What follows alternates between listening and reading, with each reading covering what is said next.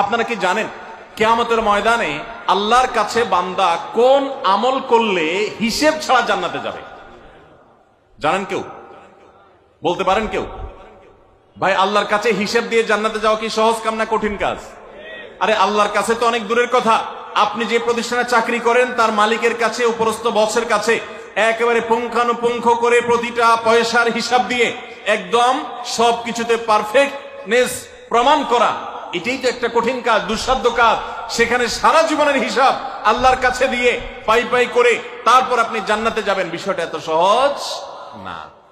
তাহলে হিসেব ছাড়া আল্লাহ তাআলা এমনিতে বলবেন হিসাব টিসাব নাই, তোমাকে এমনি জান্নাতে দিলাম, এটা চান আপনারা? দেখুন কোরআনে কারীম আল্লাহ তাআলা বলছেন ইন্নামা ইউওয়াফাস সাবিরুনা আজরাহুম বিগাইরি হিসাব। আল্লাহ বিনিময় দেওয়ার ক্ষেত্রে, সওয়াব দেওয়ার ক্ষেত্রে দুনিয়াতে যারা সবরকারী হবে, যারা ধৈর্যশীল হবে, যারা সহিষ্ণু হবে, যারা নিজেকে নিয়ন্ত্রণ করতে পারবে, এই সবরকারীদেরকে আল্লাহ তাআলা হিসেব ছাড়া দিবেন, তাদেরকে সওয়াব দিবেন হিসেব ছাড়া।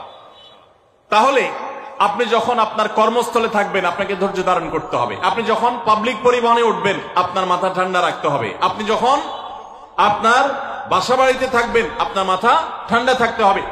মাথা গরম হয়ে যায় যাদের, হট মেজাজ যারা, কথায় কথায় মাথা গরম হয়ে যায়, ধৈর্যহীন হয়ে যায়, যেখানে সেখানে গন্ডগোল বাধায় দেয়, মারামারি বাধায় দেয়, ধৈর্য সহ্য বলতে কিছু নাই, এই লোকগুলো কিন্তু এই সৌভাগ্যবান মানুষদের কাতারে সামিল হতে পারবে না। ঠিক একইভাবে দাম্পত্য জীবনে সুখী হতে হলে সবর এবং শকর, এই দুইটা মূল মন্ত্রের কোনো বিকল্প পথ খোলা নেই। সেটা স্বামীর জন্য প্রযোজ্য, স্ত্রীর জন্য প্রযোজ্য। স্বামী হিসাবে আপনি স্ত্রীর অনেক অনিয়মতা দেখতে পাবেন, অনেক কিছু দেখতে পাবেন, আপনার আকাঙ্ক্ষা, আপনার চাহিদা, প্রত্যাশার বিপরীত, আপনাকে সবর করতে হবে। ভাইরা আমার, আমাদের প্রিয় নবী সাল্লাল্লাহু আলাইহি সাল্লামের দাম্পত্য জীবনে কিন্তু টুনটান সমস্যা হয়েছে। আপনারা মনে করতে পারেন নবী সাল্লাল্লাহু আলাইহি সাল্লামের ঘর, ওনার স্ত্রীগণ সাহাবী, তারা উম্মুল মুমিনিন আমাদের মা, এত মর্যাদাবান মানুষ তারা, তাদের আবার ঝামেলা হয়েছে। ভাই, দাম্পত্য জীবনে টুকটাক সমস্যা তাদেরও হয়েছে।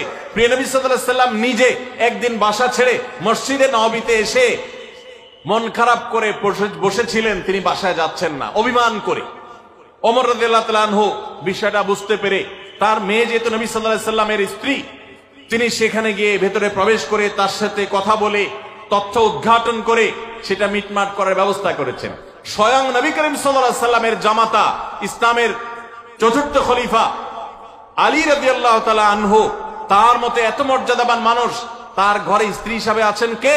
মুহাম্মদ সাল্লাল্লাহু আলাইহি সাল্লামের মেয়ে, জান্নাতে নারীদের সর্দার ফাতেমা রাদিয়াল্লাহু তাআলা আনহা। এত বড় মানুষ তারা, স্বামী স্ত্রী দুইজন, দুই দিককার নেতৃত্বে, একজন যুবকদের নেতৃত্ব দিবে, আরেকজন জান্নাতি যুবতীদের, নারীদের নেতৃত্ব দিবে। এত বড় মর্যাদাবান মানুষ, তাদেরও দাম্পত্য জীবনে কিন্তু টুনটান হয়েছে। একবার আলী রাদিয়াল্লাহু তাআলা আনহু এসে মসজিদে টানটান হয়ে শুয়েছিলেন মাটিতে, মনটা খারাপ, ঘরে একটু হালকা ঝামেলা হয়েছে, তো এই জন্য মসজিদে নববীতে এসে মাটিতে শুয়ে আছেন। নবী করিম সাল্লাল্লাহু আলাইহি ওয়াসাল্লাম দেখে বুঝতে পেরেছেন, টের পেয়ে গেছেন যে কিছু একটা হয়েছে বাসায়। তখন তিনি জামাইকে ডেকে বললেন, কুম ইয়া আবা তুরাব, এ মাটির বাপ, মাটিতে শুয়ে আছেন, এজন্য রসিকতা করে বললেন, এ মাটির বাপ উঠো, দাঁড়াও দেখি কি হয়েছে বলো।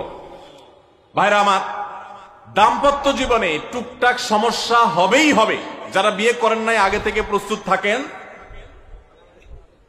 বুকে পিঠে ছালার বস্তা সব বেঁধে রেডি থাকেন।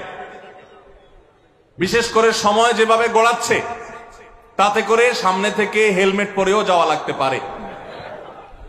শুধু যাওয়া না, বাসায় ঢোকার সময় বাইক থেকে নামার পর হেলমেটটা আগে খুলবেন না, আগে যা বুঝবেন পরিস্থিতি কি, তারপর হেলমেট খুলবেন। বুঝেন নাই? দাম্পত্য জীবনে টুকটাক সমস্যা হবেই, এটা প্রত্যাশিত। মনে রাখবেন, এই জিনিসটা যদি আপনি আগে থেকে মাথায় রাখেন, তাহলে আপনার কষ্ট অনেকখানি দূর হয়ে যাবে। আমরা অনেকে আকাশ থেকে নেমে পড়ি, কি বলে, এত বড় সাহস, এই কথা বলতে পারে কেন? ভাই আশ্চর্য হচ্ছেন কেন? এর চেয়ে বেশি কথা বলতে পারে, মাথা বাড়ি মারছে, আরে ভাই ছুরি মারে নাই যে শকর আদায় করে। বুঝেন নাই কথা? একই কথা বোনদের জন্য প্রযোজ্য। আমার মা বোন যারা শুনছেন তাদেরকে বলছি, আপনার স্বামীর একটা কথা শুনে আপনি আকাশ থেকে নেমে পড়ছেন, আকাশ ভেঙে পড়ছে মাথার উপরে, কি এটা বললো সে, আপনি ডিপ্রেসড হয়ে যাচ্ছেন। আরে বোন, ডিপ্রেসড হচ্ছেন কেন? এটা কেন?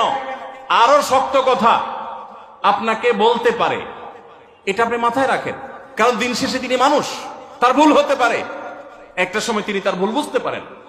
দাম্পত্য জীবনে যদি স্বামী স্ত্রী উভয়ে যদি ধৈর্যশীল না হয়, সবরকারী না হয়, হুটহাট রিয়াকশন করে ফেলে, কখনো দাম্পত্য জীবনে সুখী হওয়া সম্ভব নয়। মনে রাখতে হবে, একসাথে থাকতে গেলে, দুইটা পাতিল একসাথে থাকতে গেলে টুনটান লাগে না, বাধে হয় না?